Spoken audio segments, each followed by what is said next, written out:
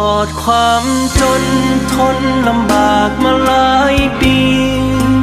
หอบความหวังที่มีมาพึ่งบุญกับหลวงปู่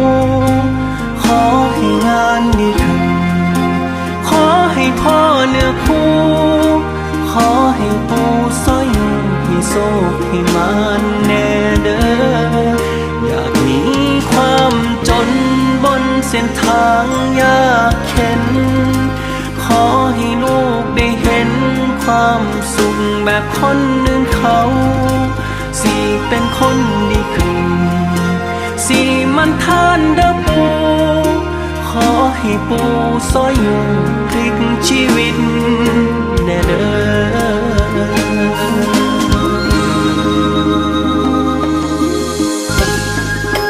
สาธุมะอะอุนะโมวิมุตตานังนะโมวิมุตติยาราหูสุริยันจันทังปมุจจสุขอข้าถาหลวงปู่ศิลา